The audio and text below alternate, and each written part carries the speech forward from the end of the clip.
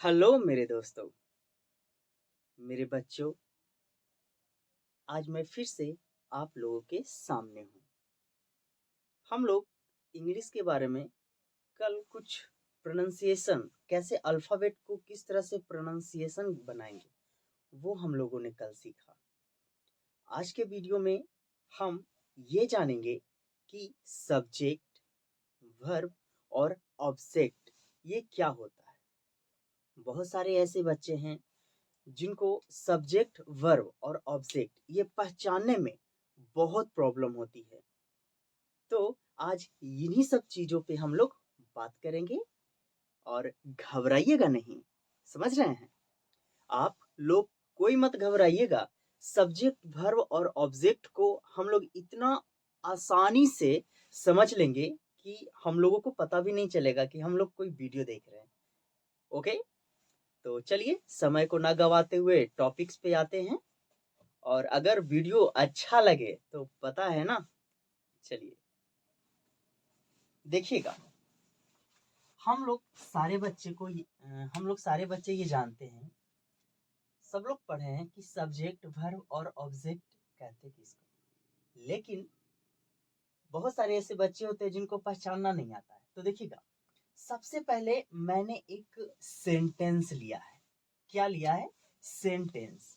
और सेंटेंस क्या है? मैं अंग्रेजी पढ़ाता हूँ। ये हमारा क्या है? सेंटेंस है।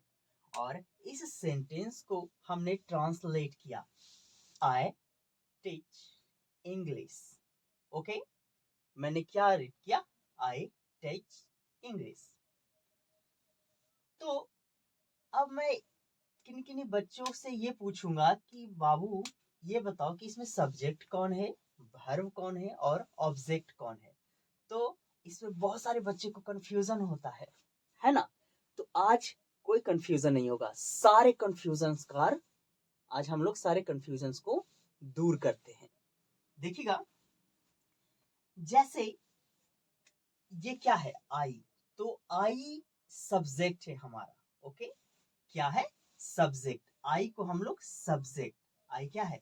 सब्जेक्ट है। सब्जेक्ट का हिंदी होता है कर्ता। क्या होता है? कर्ता। और टीच क्या है आपका? वर्ब, यानी क्रिया। ओके, टीच क्या है?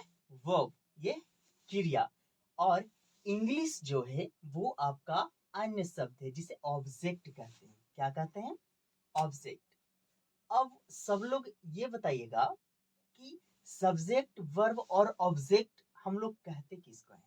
तो सर तो सेंटेंस में बता दिए कि बाबू ये सब्जेक्ट है, ये वर्ब है और ये ऑब्जेक्ट है। तो क्या आप लोग को समझ में आया? नहीं ना? चलिए आते हैं। देखिएगा, सब्जेक्ट किसे कहेंगे? तो जिसके बारे में हम बातें करते हैं। क्या करते हैं? बातें करते हैं। ओके, जिसके बारे में हम लोग बातें करते हैं उसे सब्जेक्ट कहा जाता है। क्या कहा जाता है? सब्जेक्ट। अब वर्ब किसे कहेंगे? तो जो किसी एक्टिविटी या पोजीशन या एक्शंस को दर्शाए वह वर्ब कहलाता है। क्या कहलाता है मेरे प्यारे बच्चों? वर्ब कहलाता है। ओके, अब ऑब्जेक्ट की ओर चलते हैं। ऑब्जेक्ट किसे कहेंगे? तो जो किसी कार्य से प्रभावित हो। क्या हो? जो किसी कार्य से प्रभावित हो वो हमारा ऑब्जेक्ट कहलाता है। क्या कहलाता है? ऑब्जेक्ट। अब देखिएगा, हम लोग सिंपल तरीका से ये जानते हैं, ये तो आपका लॉन्ग टर्म से, जैसे सब्जेक्ट क्या कहते हैं, तो जिसके बारे में हम बात करते हैं सब्जेक्ट कहलाता है। वर्ब, जो किसी एक्टिविटी, पोजीशन या एक्शंस को दर्शाए वो वर्ब कहलाता है। और जो किसी कार्य से प्रभावित हो वो ऑब्जेक्ट कहलाता है।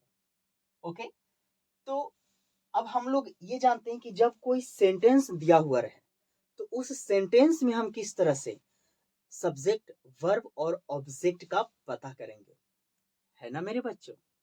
चलिए देखते हैं। जैसे मैंने एक सेंटेंस लिया। क्या लिया? सेंटेंस। और उस सेंटेंस को मैंने क्या लिखा है, राम इट्स अ मैंगो। क्या लिखा है, राम इट्स अ मैंगो।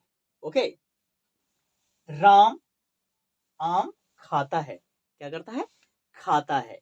तो इसमें हम लोग सब्जेक्ट वर्ब और ऑब्जेक्ट को समझने के लिए एक बहुत ही इजी वे से मैं आपको कुछ बताना चाहता हूं कि जब सब्जेक्ट की बात करें, ठीक है, तो सब्जेक्ट का मतलब होता है कर्ता, और इसको कौन से क्वेश्चन करना है, क्या करना है, कौन से। जब हमें किसी सेंटेंस सब्जेक्ट को पहचानना हो तो उसमें हम उस सेंटेंस के में से एक क्वेश्चन अराइज करेंगे। क्या करेंगे, क्वेश्चन अराइज करेंगे।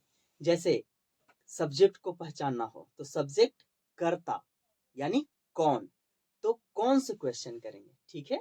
सब्जेक्ट कर्ता कौन, कौन से क्वेश्चन करेंगे, तो सब्जेक्ट का पता चल जाएगा।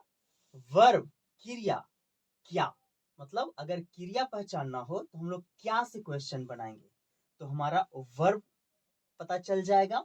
और ऑब्जेक्ट पता करना हो तो किसको से क्वेश्चन बनाएंगे, तो हमारा ऑब्जेक्ट पता चल जाएगा। जैसे राम आम खाता है ना, तो हम लोगों को सब्जेक्ट पता करना है कि इसमें से कौन सा सब्जेक्ट है। तो हम लोग पहले क्वेश्चन बनाते हैं कि सब्जेक्ट कर्ता कौन, तो कौन से क्वेश्चन करेंगे। तो देखो तो, आम कौन खाता है, जल्दी से नीचे कमेंट्स में बताइए, आम कौन खाता है, राम। तो राम हमारा क्या हो गया, सब्जेक्ट।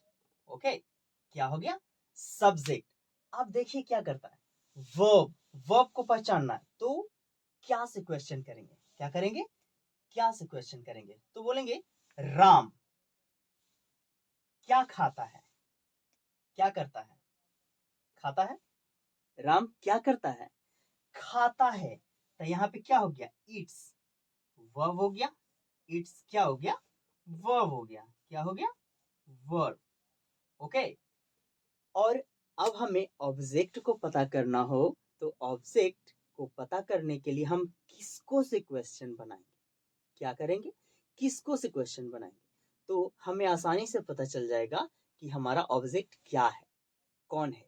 जैसे Ram it's a mango, Ram आम खाता है, तो किसको से क्वेश्चन बनाना है ना, तो करते हैं राम किसको खाता है। तो देखो तो, आम को खा रहा है ना मेरे प्यारे बच्चों, किसको खा रहा है, आम को। तो आम क्या हो गया, हमारा ऑब्जेक्ट हो गया, क्या हो गया, ऑब्जेक्ट। मैंगो क्या हो गया, ऑब्जेक्ट। तो सिंपल सा बात है, अगर हमें सब्जेक्ट वर्ब और ऑब्जेक्ट की पहचान करने के लिए कहा जाए तो ज्यादा नहीं, बस एकदम सिंपल वे में याद रखिएगा, सब्जेक्ट कर्ता कौन, ओके, वर्ब क्रिया क्या, और ऑब्जेक्ट किसको, बस इतना याद रखिए।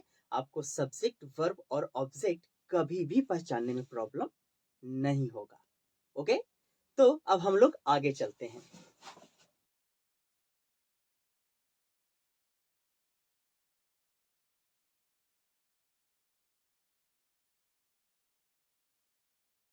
चलिए अब हम लोग आगे देखते हैं। जैसे हम लोगों ने क्या किया, सबसे पहले अब कुछ कर्ता लिए हैं, क्या लिए हैं, कर्ता। और सब्जेक्ट हम लोग कैसे पहचानेंगे, ये तो आप लोग को पता है ना मेरे बच्चों, सब्जेक्ट मीन्स कर्ता क्या। अगर हम लोग क्या से क्वेश्चन करेंगे तो हमारा सब्जेक्ट निकल जाएगा। ओके, तो कुछ कुछ सब्जेक्ट लिए हैं जो जानते हैं कि कौन कौन सी है। चलिए, जैसे क्या है, मैं को बोलता हूँ आई, क्या बोलेंगे, आई नहीं पढ़िएगा, आप समझ रहे हो ना, अरे रुकिए, आप ही से बात कर रहे हैं, आई नहीं पढ़ना है, हम लोग बचपन से आई पढ़े हैं ना मेरे बच्चों, आई नहीं पढ़ना है, आए, क्या बोलना है, आए, तो आए।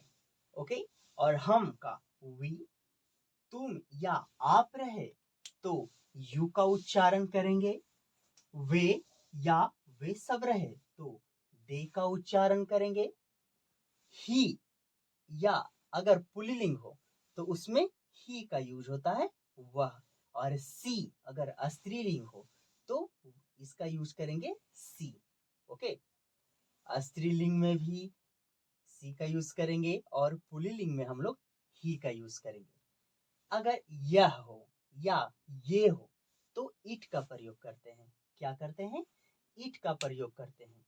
अब जैसे देखिए कोई सिंगुलर नाउन हो, क्या हो? Singular noun. तो सिंगुलर नाउन में क्या हो जाता है? जैसे बच्चा, महिला, ये सब क्या है? सिंगुलर है ना।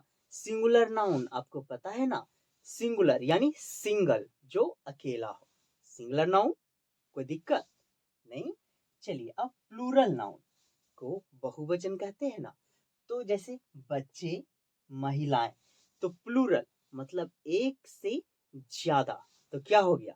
Plural noun. चलिए अब हम लोग आगे देखते हैं। अब हम लोगों ने क्या किया? सब्जेक्ट कुछ कर्ता ले लिया। अब हम लोग नेक्स्ट वर्ब लेते हैं। क्या लेते हैं? वर्ब। चलिए